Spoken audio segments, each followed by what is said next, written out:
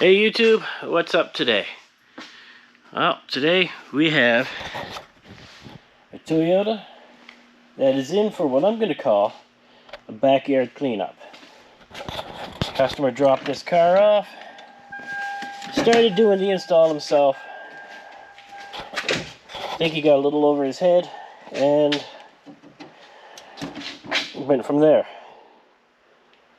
We'll go into some details here in a second. Gonna roll the intro and we'll get started. Stick around.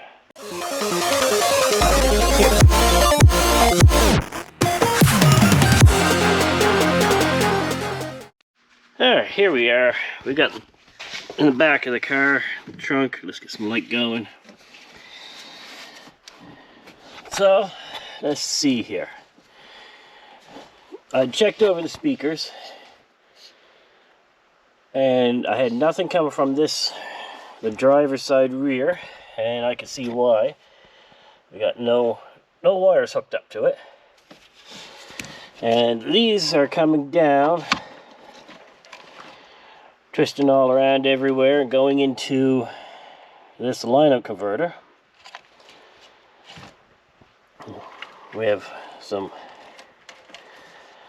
real small wire coming off of that for the power and ground.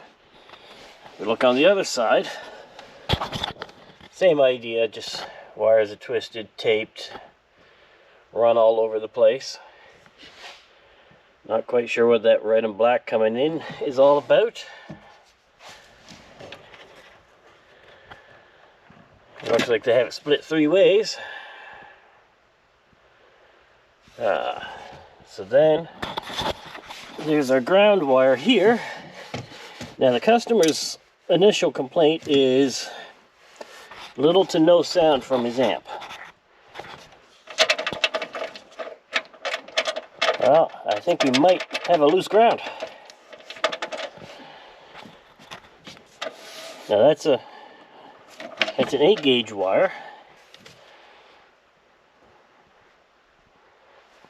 which if we come up to the front,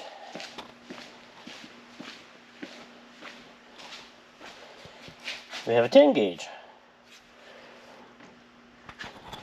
So we're going to have to do something about that. Thankfully they're not big amps, but we're not going to leave the 10 gauge in here, that's for sure. Not going that distance. It is at least crimped and in there solid, unlike the ground. We also have cut wire here, a splice, and it goes down under the air box, and I can't really get a good view. It goes through the grommet on the rear wall. So, we've got a little bit of work to do. See if we can see what it looks like under the dash here. There it is there, going right over the brake lever. I even push on the brakes and it moves the wire.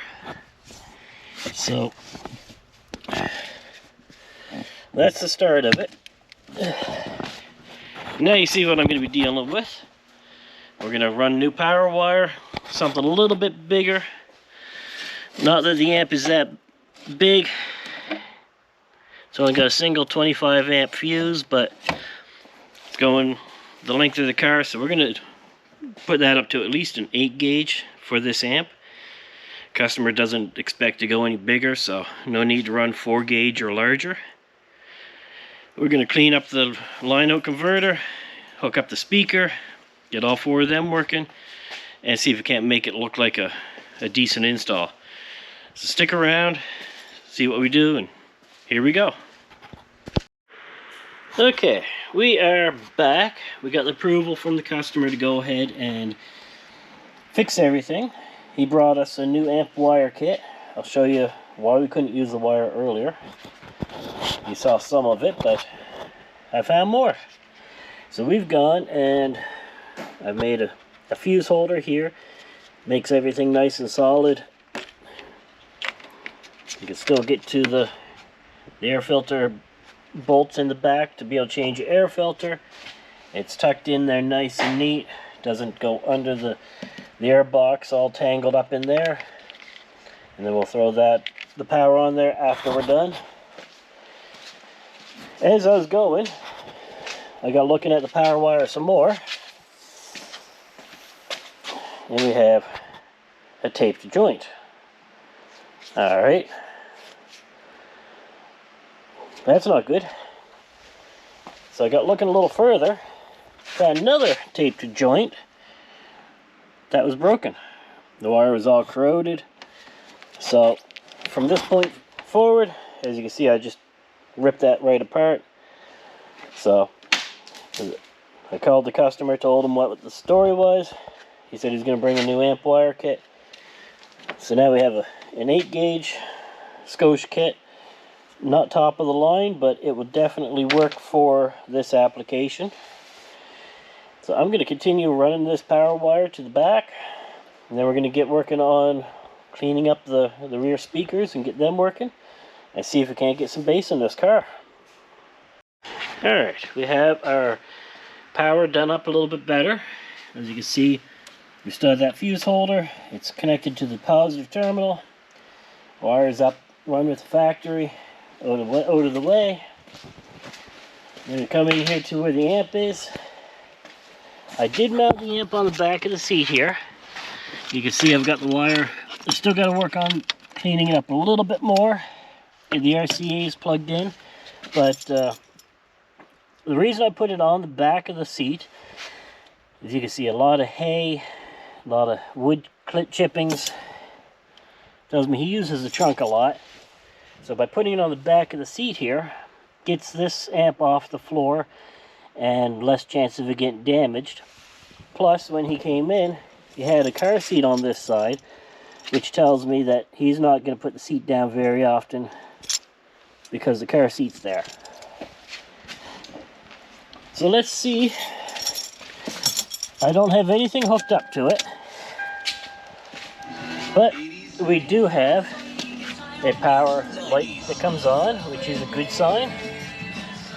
So now we go in and we're going to tackle the line-out converter, which is still quite a mess in there. We are not reusing his wonderful ground, and we're going to be changing up some wires here and making things look a little more professional. Stick around, let's get this going. Alright, we have started to clean up the wiring. You can see I got the heat shrink on there. It's all soldered up.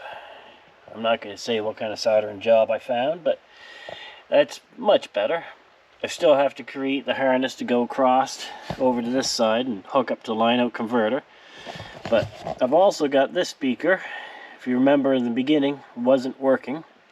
So I've got that one reconnected. I do have to put the tinsel lead back in place and secure it down, but otherwise it's going to sit there and rattle. So now we're going to make some wires disappear, make it look like a proper finished job. Stick around, be right back. Alright, thanks for sticking around, everybody. As you can see, that looks a lot nicer. I've got the wire coming right off the speaker. I put a zip tie there that has a little plastic tree on it that goes into the metal. And it goes all through there, over here to our line-out converter. And I hard to see it there, but easy to get to, easy to adjust if I ever have to. We got the RCAs that are going down, going up to the amp. So now I just got to make the RCAs look a little nicer at the amp. Put the sub in, see if it works. We'll put that back up. Nobody knows it's even there. Away we go. This customer will be happy to have some bass back. Alrighty, here we are done. Again, there's the engine bay. Fuse holder's all mounted nice and solid. It can come off real easily if you have to change the battery. You have access to the bolt right here on the back, which allows you to change the air filter. The wiring is run through the car all the way back to the amp here. I got all the wires tucked up here and held in place. Not the biggest amp, but it's not the biggest stereo either. Go into this. And one single Sony Explode 12.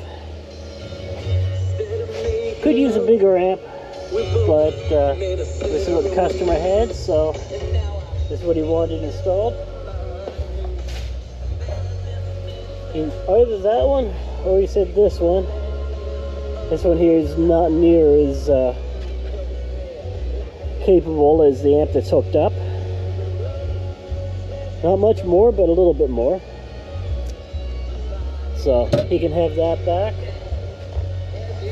And if you remember, we also had to clean up the rear shelf for the rear speakers. And as you can see, no wires hanging, everything's tucked up, nice, neat, or out of the way. So, this is another one that's done. The music that you hear is just off of a public radio station. Nothing fancy. It is the best radio station we have in town, which is only the one. So there we have it. Another Toyota. With a little added sound, nothing major. Hope you like this one. I'm not quite sure what to call it, whether it's a repair, rescue, whatnot. Perhaps if you want to throw some ideas as to what to call this, maybe I can come up with a different set of episodes for all the jobs that I see that I got to repair like this. Keep it in mind, drop a comment, suggest something, see what we get from there. And if I like it, I'll give a shout out to you. But in the meantime, I'm going to let the customer know his car is ready. He can come get it, and we can get on to the next one. So if you like this video, if you like seeing what I did for it, want to see more, click like, hit that subscribe button. There's 55 others that have. Might as well join everyone else and hit that subscribe button. So till next time, stay warm, keep it loud.